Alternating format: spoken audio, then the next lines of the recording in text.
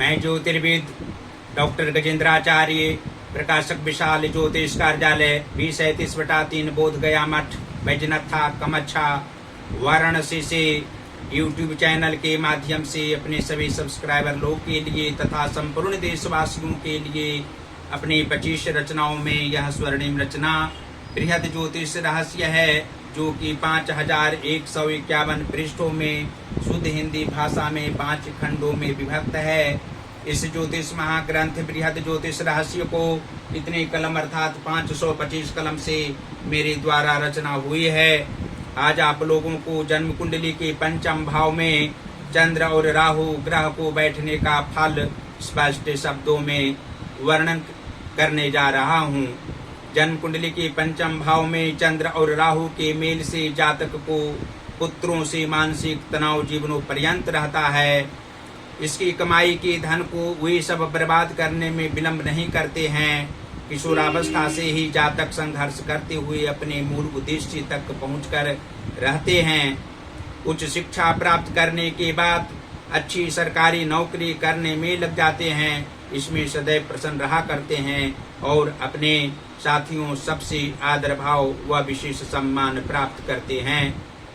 इनकी 5 संतानें होती हैं, जिसमें 3 पुत्र एवं 2 पुत्री का योग स्पष्ट रूप से आता है। पंचम भाव में चंद्र और राहु जातक के कर्म क्षेत्र में सुख एवं पारिवारिक क्षेत्र में तकलीफ पैदा करते हैं। यदि राहु की शांति के लिए शनिवार को पीपल वृक्ष जड़ के समीप मिट्टी के दीपक में सफेद रुई व तेल या करुआ तेल से दीपदान सायंकाल में जातक करें तो संतान सुख, पारिवारिक सुख, यश प्रतिष्ठा में निरंतर वृद्धि तथा वृद्धावस्था में हर प्रकार से सुखी रह सकते हैं। साथ ही इनमें कल्पना शक्ति मृत्यु पर्यंत अवश्य ही रहेगी। यदि प्रथम भाव खाली हो और सप्तम भाव में शनि तथा नवम व धर्म भाव में मंगल व बृहस्पति कुंडली में विराजमान हो तो जातक धर्म रक्षक होंगे। अपने कुल की मर्यादा एवं संपूर्ण परिवार की सुरक्षा करने में समय निश्चित ही आपके निकल जाएंगे।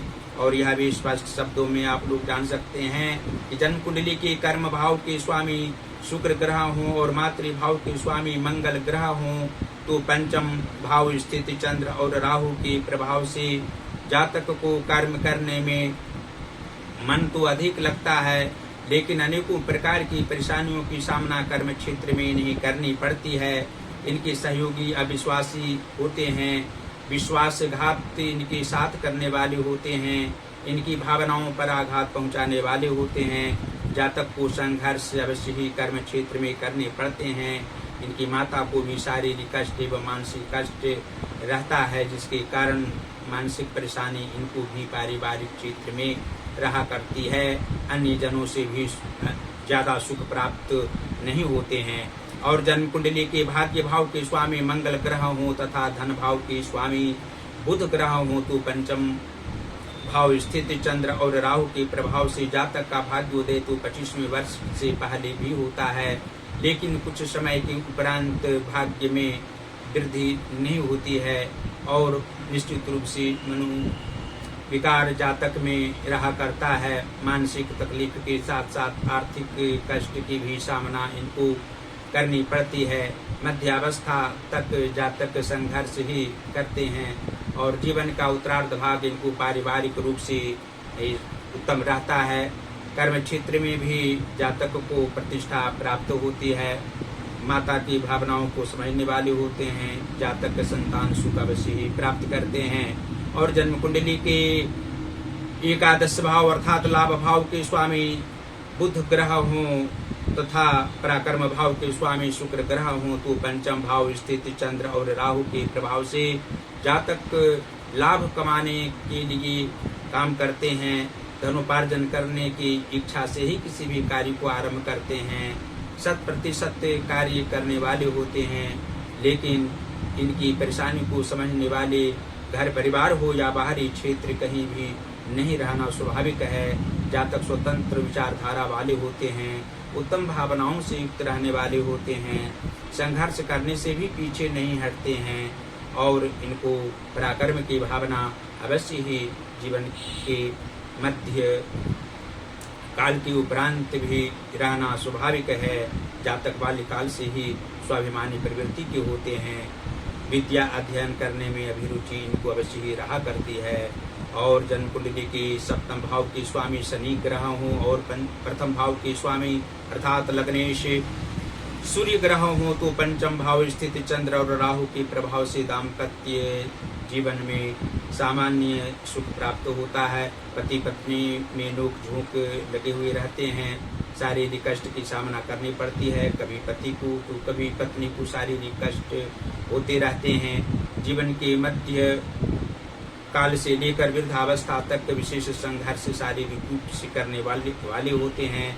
जातक को मन शांत लगभग जीवन के उत्तरार्ध भाग में नहीं रहना स्वाभाविक है।